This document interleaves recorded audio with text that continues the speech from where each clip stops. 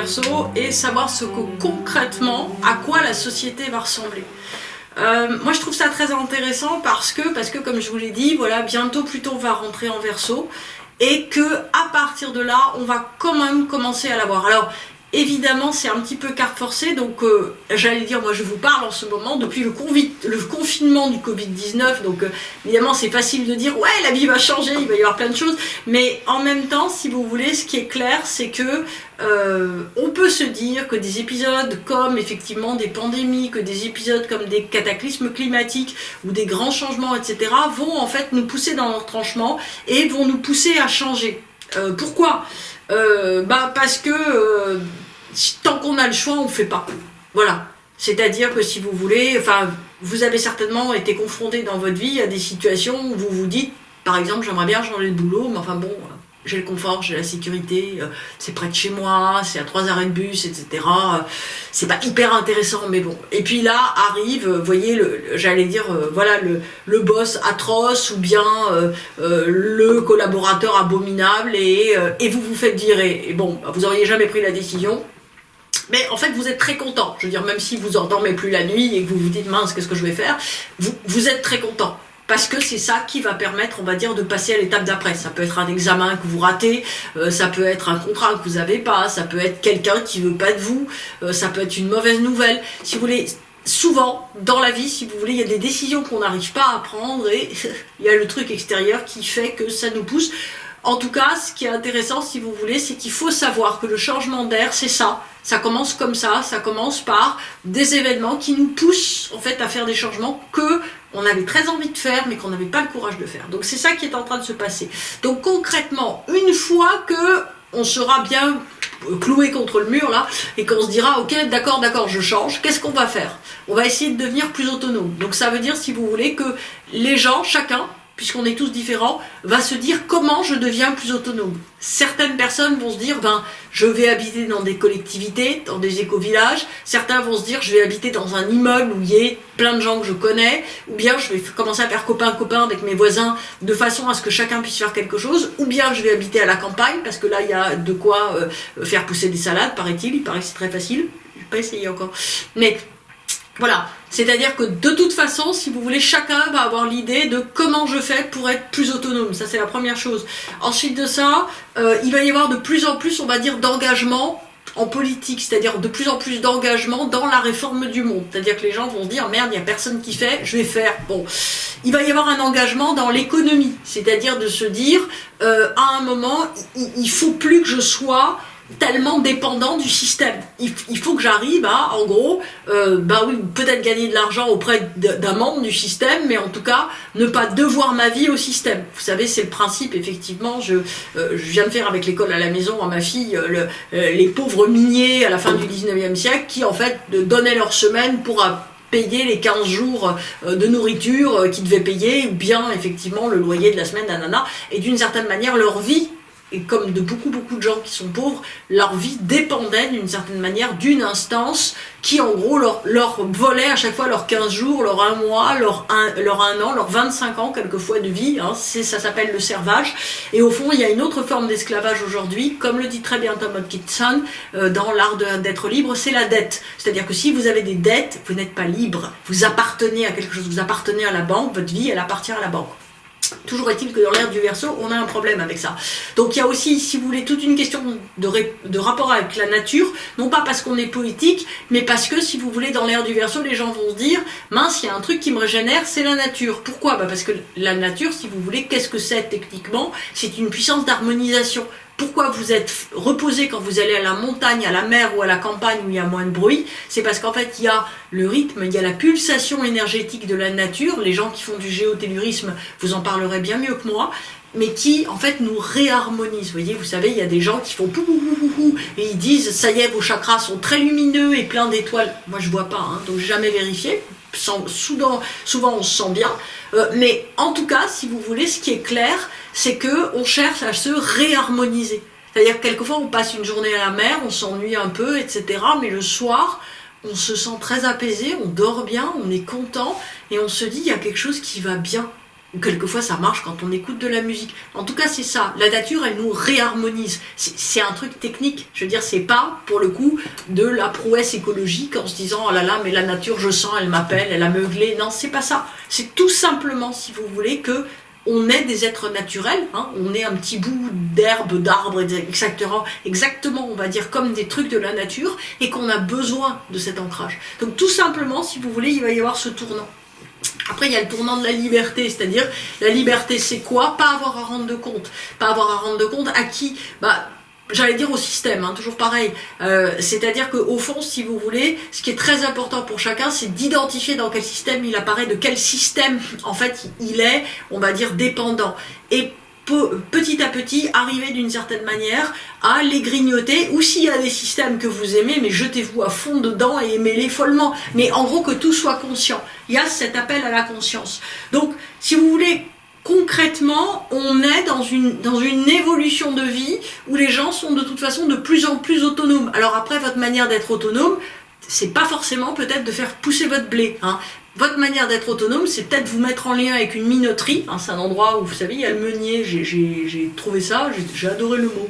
Donc, en fait, si vous voulez, voilà, vous trouvez quelqu'un qui peut vous fournir et vous vous débrouillez, mais en fait, vous trouvez une solution qui règle la question. Alors, vous pouvez la régler d'une manière, puis d'une autre, mais en tout cas, il y a cette idée de liberté. Donc, liberté par rapport à quoi? Par rapport aux questions matérielles, par rapport à la dette, par rapport à l'engagement économique, par rapport au ressourcement, c'est-à-dire qu'on est libre de se ressourcer, on n'a plus besoin d'attendre ni le week-end ni les vacances, on est libre, on a le droit, en fait on est libre de notre temps. Liberté par rapport au mental, ça c'est un point qui est très important. En fait, c'est bizarre, mais si vous voulez, moi j'aime pas la télévision. Pourquoi j'aime pas la télévision? Parce que en fait elle nous rend esclaves, c'est-à-dire que si vous voulez on a l'impression que c'est K.A., vous savez, qui vient parler devant l'écran et qui commence à vous regarder avec des grands yeux comme ça et qui vous dit viens, je vais t'hypnotiser, je vais te prendre toute ta force, toute ta vie. C'est-à-dire que d'une certaine façon, alors oui, on peut être exalté de bonheur quand on a vu un film, quand on a vu un truc, parce qu'on se sent plein de force, parce qu'il y a une remarque d'un acteur qu'on aime beaucoup, ou un truc qui nous porte, qui nous emporte, qui voilà. Mais très souvent, en général en tout cas, quand on regarde n'importe quoi, comme ça, c'est quelque chose qui nous prend notre énergie, et qui, en réalité, si vous voulez, ne nous calme pas, mais a tendance à abraser en nous, on va dire les choses. C'est-à-dire qu'au lieu, on va dire, de vider, comme on dit, de dessorer l'éponge, hein, comme on fait en méditation, d'une certaine manière, ça nous remplit, ça nous sature jusqu'au point, en fait, où on craque et où on s'effondre à l'intérieur. Donc, en fait, si vous voulez, l'ère du Verseau va basculer, on va dire, il va y avoir une augmentation folle du mental, ce qu'on voit. C'est-à-dire qu'aujourd'hui, on est vraiment sursaturé de mental. C'est-à-dire qu'on n'a pas notre petite machine là qui vibre et qui nous dit « Coucou, je pense à toi, coucou, je t'aime, coucou, tu as du travail, etc. » toutes les 4 minutes. On se dit « Je suis abandonné ». C'est-à-dire qu'il y a un sentiment, moi je trouve ça extrêmement drôle, parce que j'avais oublié mon code de portable pendant le confinement. Donc, j'ai éteint mon portable et j'ai oublié mon code. Et là, je me suis dit, il y a eu un mouvement de panique extrêmement important et je me suis dit « Mais c'est passionnant ce mouvement de panique parce que d'une certaine façon on ne peut plus bouger sans ce truc qui fait 5 cm sur 15 et ça en fait on est dépendant par rapport à quoi? C'est pas le moyen de communication, c'est le mental, c'est à dire que c'est le vide que ça fait dans notre vie si tout à coup on n'a pas cette espèce de présence continue qui nous susurre des trucs. Alors évidemment, c'est comme toute dépendance, c'est très dangereux. Mais en fait, si vous voulez, l'idée, en tout cas dans l'ère du Verseau, c'est qu'il y a du mental forcément, comme dans toutes les ères. Avant, si vous voulez, c'était qu'est-ce que la voisine pense de moi. Vous voyez, c'était du mental aussi. C'était pas forcément moins pire que Facebook. C'était pareil, en fait. Et l'idée, si vous voulez simplement, c'est d'apprendre à décrocher, c'est-à-dire d'apprendre au fond, si vous voulez, à vous dire aucune importance. Après, il y a une question, si vous voulez, dans l'ère du Verseau, c'est que on est dans un monde, en tout cas en Occident, c'est-à-dire en Occident, je sais pas, en France, je connais pas trop les mentalités, on va dire, dans d'autres pays, en tout cas, j'ai envie de vous dire, en tout cas en France, je vais pas parler pour autre chose, mais en France, et peut-être aux États-Unis ou dans d'autres pays, mais en tout cas, si vous voulez, il y a une surenchère de la sexualité qui est très très importante. Comme si c'était Dieu en fait, comme si on se disait voilà, avoir telle personne dans ma vie, enfin voilà, c'est plus bas en général, avoir telle personne, ça va tout changer, etc. Et en fait ça change rien. C'est ça qui est terrible. C'est-à-dire qu'en fait, si vous voulez, c'est un renforçateur d'identité où on se dit tout simplement, si je suis aimé, enfin, je vais valoir quelque chose. Et en fait, j'ai envie de vous dire, tout le monde vous aime. Hein. Donc, c'est pas la peine, en fait, de focaliser juste sur une personne. Tout le monde vous aime. Vous êtes super comme vous êtes. Donc, en fait, si vous voulez, l'ère du Verseau, ça sera une ère très asexuée. C'est-à-dire une ère où, d'une certaine façon, avoir une histoire d'amour, se faire beau, se faire belle, ne pas vieillir, pouvoir, je sais pas moi, se teindre les cheveux, perdre du poids, etc., ou en prendre, ça sera pas le but.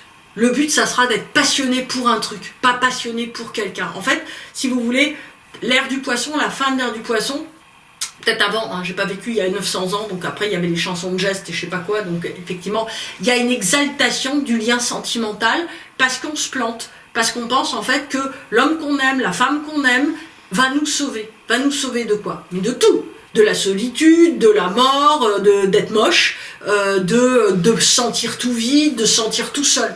Et en réalité, si vous voulez, oui, ça peut marcher 3 semaines, ça peut marcher 1 an, mais au bout d'un moment, d'une certaine manière, on se rend compte que la personne qu'on aime a des limites et en fait peut pas nous donner quoi, en fait peut pas nous donner notre centre. Et au fond, si vous voulez, la possibilité, c'est d'essayer de retomber amoureux de quelqu'un d'autre en se disant je vais trouver mieux, en fait je me suis planté, celui-là c'était pas le bon, j'en trouve un autre. En fait, si vous voulez, personne sera le bon ou personne sera la bonne. Ce qu'il faut arriver à comprendre d'une certaine manière, c'est qu'on surenchérit sur cette relation et que avoir des amis, avoir une famille, avoir des choses qu'on adore faire dans la vie, bien sûr avoir un compagnon et une compagne, avoir des enfants, avoir des animaux, avoir des trucs à faire, c'est en fait le symbole d'une vie équilibrée. Et je pense, si vous voulez, que dans l'ère du Verseau, en fait, il y a vraiment un problème avec la dépendance pour les Verseaux. Les Verseaux détestent, voyez, être dépendants. Donc, si vous voulez, il va y avoir ce déploiement de volonté d'indépendance par rapport à cette hypersexualisation, hypersentimentalisation de la société.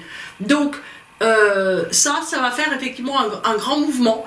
Et c'est pour ça, si vous voulez, qu'il y a aussi cette espèce de différenciation, de non-différenciation entre les sexes, entre effectivement les garçons, les filles qui veulent être super maigres, les garçons aussi. Quelquefois, on se dit, vous savez, il y a quelques années, parce que moi, toutes mes références datent évidemment, mais il y a quelques années un bouton sur le téléphone, M or F, et c'était male or female. Et effectivement, je sais que quand j'étais jeune, j'appuyais tout le temps dessus, parce que j'étais en face de gens, je me disais, mais c'est quoi? C'est un homme ou une femme? Et souvent, je me plantais d'ailleurs.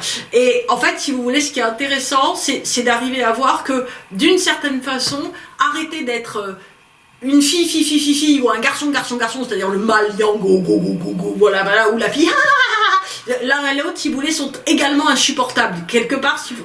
C'est très très important d'arriver à voir que, en gros, si vous minaudez pour pas ouvrir la bouteille de je sais pas quoi, de champagne, mettons, en fait, vous êtes dans une hypersexualisation et vous cherchez le sauveur. Et ça marche pas. Et moi, je serais un homme, je serais super énervé, quoi. Donc, en fait, si vous voulez, il faut arrêter de demander d'être sauvé tout le temps. Et pour les hommes et pour les femmes. Et pour un homme, c'est certainement le fait de se sentir plus fort, etc. Parce qu'il y a un surenchérissement sur la sexualité, si vous voulez, qui à un certain moment, il y a quelquefois des gens qui me disent « mais je sais que je vais trouver quelque chose ». Franchement, je me demande quoi en fait. C'est-à-dire que c'est super la sexualité, par exemple, ça sert à avoir des bébés, hein, par exemple. Mais c'est vrai qu'on oublie un petit peu, si vous voulez, que d'une certaine façon, c'est extra d'être amoureux, mais en même temps, c'est extra de faire de la botanique, c'est extra d'avoir des animaux, c'est extra d'avoir des enfants, c'est extra d'avoir des amis. Il y a des tas de trucs super sur Terre. Et au fond, si vous voulez, l'ère du Verseau va simplement remettre tout à la place. De même, on est dans une société, si vous voulez, qui vous dit, mais si on n'a pas de temps pour soi, on est l'être le plus malheureux et le plus raté de la Terre. Vous voyez, moi j'ai encore des gens en consultation qui me disent, mais attends, si j'ai pas mon 1h30 d'aquarelle sur bois par semaine, je ne tiens pas. Et là, si vous voulez, moi je reste comme ça, à me dire, waouh, l'aquarelle sur bois, c'est quand même un truc. Parce que ça, c'est pas de l'enthousiasme en fait. C'est simplement le fait d'avoir besoin de se récupérer. Et ça, c'est grave. En fait, dans votre vie, si vous aimez l'aquarelle sur bois, mais comment vous pouvez vivre sans en faire tous les jours? Moi, je fais tout ce que j'aime tous les jours. Et je pourrais pas vivre autrement. Et en fait, dans l'ère du Verseau, si vous voulez, c'est ça. C'est-à-dire que le loisir ne va pas vous sauver. Le sport ne va pas vous sauver. L'aquarelle sur bois ne va pas vous sauver. La télévision ne va pas vous sauver. Rien ne va vous sauver. Pourquoi? Parce que vous n'aurez pas besoin d'être sauvé, en fait. Vous serez très content. Donc, en fait, l'idée, si vous voulez, c'est d'arrêter, d'une certaine manière, de tenir dans une vie avec des trucs qui vont vous sauver. Il faut, en fait, aimer votre vie, tout simplement. Et en fait, c'est ça qu'on est en train de basculer et de faire. Et c'est tout à fait normal, si vous voulez, que quand on est coincé dans une vie où en gros on déteste tout, on se dise mais j'ai besoin au moins d'un petit truc qui m'aide à me sauver. Et en fait le problème c'est que le petit truc ça suffit plus. Et c'est ce que les Verseaux, avec un absolutisme total, vont dire, et peut-être qu'ils vont le dire à la suite de périodes où en gros on aura compris le poids et le sens de la vie, du partage, de l'ancrage et de la joie, tout simplement.